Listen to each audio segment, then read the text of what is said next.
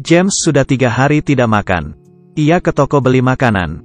Tapi uangnya kurang 1 sen. Ia lalu menyanyikan sebuah lagu untuk menggenapinya.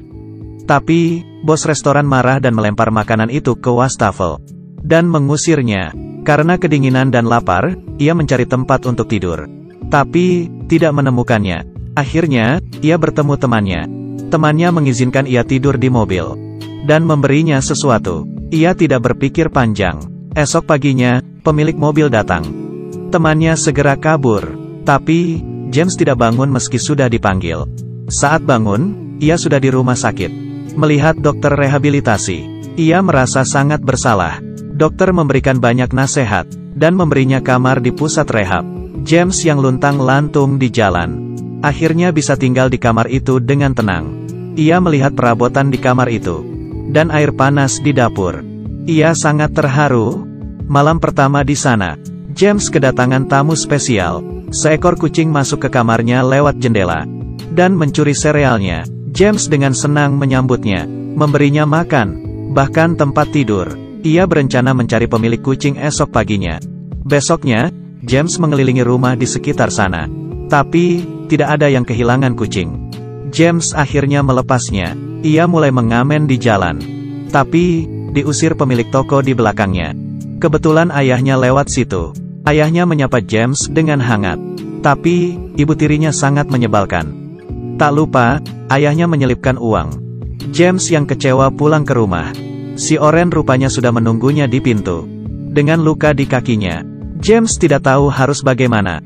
Ia mencari tetangganya, Betty. Betty menamai kucing itu, Bob. Betty mengira luka Bob sudah menjadi infeksi, jadi harus segera diobati. Betty menyuruh James membawanya ke dokter hewan. Setelah diobati, Bob harus minum obat. Dokter menyuruhnya ke kasir untuk menebusnya. James mengeluarkan segenggam koin, tapi kasir menatapnya dengan serius. Akhirnya, James memberi uang makannya minggu depan. Sesampainya di rumah, Nia mencoba segala cara supaya Bob menelan obatnya. Bagi seseorang yang belum pernah memelihara binatang, pasti sangat kewalahan dan bingung. Akhirnya, James meminta bantuan Betty. Ternyata Bob adalah kucing jantan. Ia memtuhi Betty dan minum obatnya. Esoknya, James pergi ke jalanan untuk mengamen lagi. Tapi, Bob terus mengikutinya. Bahkan, ikut naik bus. Penumpang di bus memperhatikan Bob. Bob lari ke lantai 2. Dan melompat ke pangkuan James. James dan Bob berjalan beriringan. James mengajari Bob untuk naik ke punggungnya. Bob yang pintar langsung mengerti maksud James. Bob bergelayutan di punggung James dengan santai. Orang-orang mulai memperhatikan mereka. Banyak yang ingin membelai Bob. Keberadaan Bob membuat James mendapat berkali-kali lipat uang dari biasanya. Hari ini, uang yang didapat James bisa untuk makan seminggu. James mengajak Bob tos, dan bersama menikmati hasil hari ini. Tapi, James tak mengira, kehadiran Bob akan mengubah hidupnya untuk selamanya. Keberadaan mereka mulai diperhatikan masyarakat sekitar. Bob yang lucu dan menggemaskan, membuat siapapun ingin mendekat, dan mencubit pipinya yang bulat. Wanita ini ingin foto bersama Bob. Anak-anak juga sangat mengidolakannya. Bob juga mendapat kado Natal pertamanya, yaitu syal biru kecil dari seorang penggemarnya. Bahkan, hubungan Betty dan James mengalami peningkatan. Betty ingin mentraktirnya makan malam. Malamnya, James membelikan Bob makanan kucing di supermarket. Juga bunga untuk Betty. Tapi, di jalan pulang, ia melihat temannya terkapar di tangga. Ia dan Betty segera menyelamatkannya. Tapi, teman James akhirnya meninggal. Hal ini membuat Betty sangat sedih. Karena kakaknya juga seorang pecandu.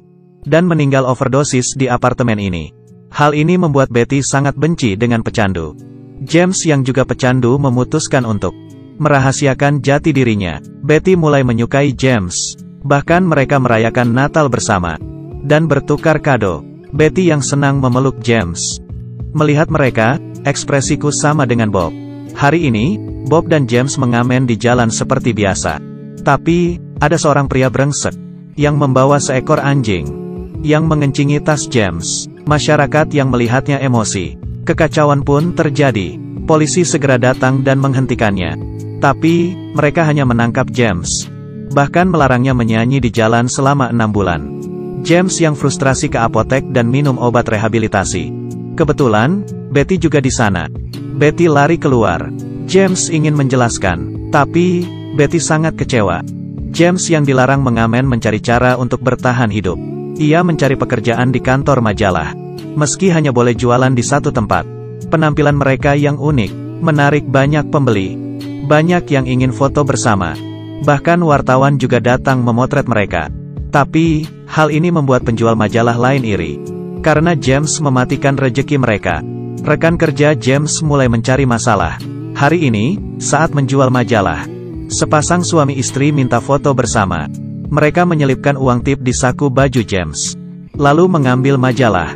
James dilaporkan oleh rekannya. Selama sebulan, ia dilarang menjual majalah. Sesampainya di rumah, ia menuang semua isi tasnya. Uangnya tidak cukup untuk hidup sebulan. Ia terpaksa curi-curi mengamen di tempat yang sepi. Akhirnya, ia berhasil melewati 1 bulan yang sulit. Hari pertama masuk kerja, seorang wanita dan anaknya membeli majalah dan menawar Bob. James tentu tidak mau menjualnya. Tapi, wanita itu mulai memaksa. James yang kesal, bertanya, "Harga anakmu berapa? Mungkin kita bisa berdiskusi." Seekor anjing di sana menakuti Bob. Bob lari di depan. Anjing itu terus mengejarnya. Bob lari di jalan raya dan seketika menghilang. James bertanya dan mencari di setiap sudut kota, tetapi hasilnya nihil. James kehilangan Bob dan menyalahkan dirinya. Separuh jiwa James pergi. Hidupnya tidak bergairah melihat pengedar narkoba di luar. Ia tergoda. James keluar dan bertanya pada mereka, "Apa kamu melihat kucingku?" Mungkin Tuhan sedang menguji James. Sesampainya di rumah, ternyata Bob sudah kembali. James memeluk dan menciumnya. Ia takut Bob menghilang lagi. James memutuskan untuk berhenti memakai narkoba.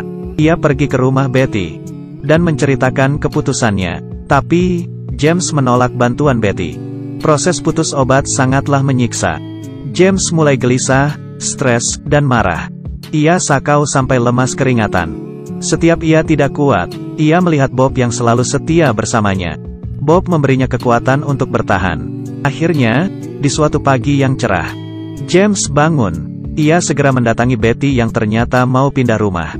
Betty sangat senang dan memeluknya. "Selamat, kamu berhasil." James ikut senang karena Betty sudah merelakan kematian kakaknya. Betty mau pulang ke rumah orang tuanya. Tapi, perpisahan bukanlah akhir. Betty memberi James Dreamcatcher yang melambangkan kerinduan. Tak lupa, ia menyertakan alamat dan nomor teleponnya.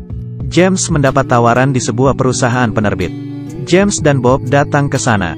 Ternyata, penerbit itu ingin menulis kisah James dan Bob dalam sebuah novel. Setelah selesai berdiskusi, James pergi ke rumah ayahnya. Ia berkata sudah bersih dari narkoba dan minta maaf ke ayahnya. Ayahnya mengambil dompet dan mengeluarkan foto masa kecil James. Ayahnya berkata, "Kamu selalu ada di hatiku. Aku hanya merasa bersalah, tidak bisa menjadi ayah yang baik untukmu. Yang harusnya minta maaf itu aku." Tiba-tiba, terdengar suara teriakan ibu tirinya. Ayahnya menjawab, "Aku sedang berbicara dengan anakku, Dot dan cucuku." Tak lama, novel James dan Bob diterbitkan. Masyarakat mengantre memenuhi jalan. Betty juga datang dengan penampilan terbaiknya. James mengenali beberapa pembeli novelnya. Ia berterima kasih kepada mereka. Setiap orang punya kesempatan kedua untuk memulai. Tapi, tidak semuanya bisa menggenggam kesempatan itu. Aku sangat beruntung, karena memiliki orang-orang yang mendukungku, yang membantuku melalui semuanya.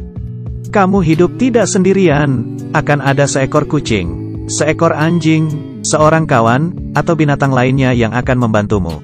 Pria yang membeli buku ini merupakan James yang asli. Bob di film ini adalah Bob yang asli. Film ini dibuat berdasarkan kisah nyata. Semoga kisah ini bisa menjadi inspirasimu. Terus berusaha untuk hidup yang kamu inginkan. Aku Kaki Minyak, sampai jumpa.